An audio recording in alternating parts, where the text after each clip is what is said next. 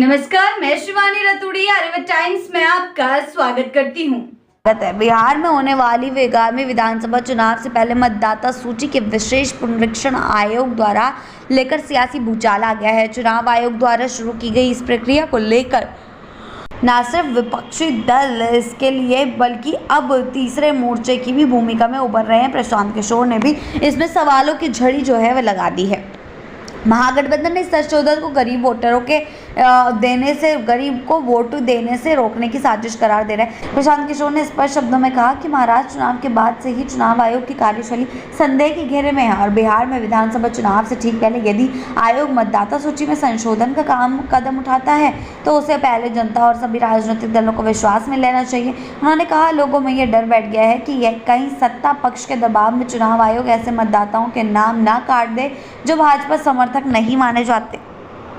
पीके ने मांग की कि चुनाव आयोग को सार्वजनिक रूप से यह स्पष्ट करना चाहिए कि मतदाता सूची के नाम जोड़ने या हटाने के लिए कौन से मानदंड अपनाए जा रहे हैं। साथ ही उन्होंने चेताया कि अगर पारदर्शिता नहीं दिखाई गई तो यह पूरी प्रक्रिया पूरे चुनाव के विश्व स्तरीय पर सवाल खड़े कर देगी। इधर नेता प्रतिपक्ष तेजस्वी यादव ने इसे पुनरीक्षण प्रक्रिया की अवधि को लेकर बड़ा सवाल खड़ा करते हुए उन्होंने पूछा, जो काम पिछली बार 2 साल में उसे अब ये कुछ ही महीनों में करना चाहते हैं। इस तरीके के सवाल जो है तेजस्वी यादव द्वारा उठाए गए थे। तेजस्वी ने साफ कहा कि सारा अभियान एक सुनियोजित साजिश का हिस्सा है जिसके जरिए वंचित दलित गरीबों के तबकों को मताधिकार से वंचित किया जा सकता है। उन्होंने यह भी आशंका जताई कि इस प्रक्रिया का और टारगेटेड डिलिस्टिंग में बदला जा सकता है। भाकपा माले के महासचिव दीपांकर भट्टाचार्य ने भी इस विवाद में कदम रखते हुए काफ़ी कुछ बोला है, जिसमें उन्होंने कहा है कि मतदाता सूची में संशोधन किया जा रहा है तो उसे लोकतंत्र को सीधी चोट पहुंच रही है।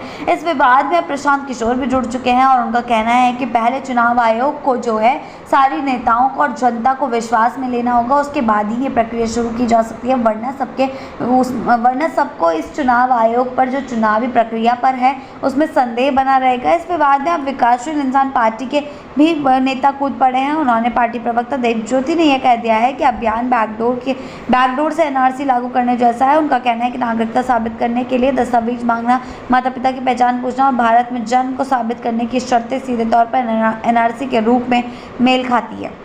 गौरतलब है कि चुनाव आयोग ने हाल ही में BLO के माध्यम से घर घर जाकर वोटर का सत्यापन कराने की प्रक्रिया शुरू की है। इसके तहत नागरिकों को एक एन्यूमरेशन फॉर्म भरकर आधार सहित अन्य दस्तावेजों के साथ जमा करना होगा। 1 जुलाई 1987 के बाद जन्मे माता पिता को भारतीय नागरिकता साबित करने वाले दस्तावेज भी जमा करने होंगे, जिसमें मतदाता को लेकर नागरिक का सवाल फिर से चर्चा में आ गया है।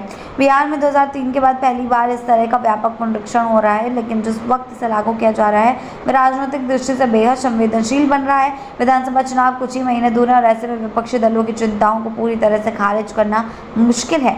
आगे क्या होता है इसमें ये देखने वाली बात होगी। ऐसी ही अपडेट्स के लिए जुड़े रहें आर्यभट्ट टाइम्स के साथ ही चैनल को सब्सक्राइब करना ना भूलें और हमारी फेसबुक और वेबसाइट के साथ भी जरूर जुड़ें।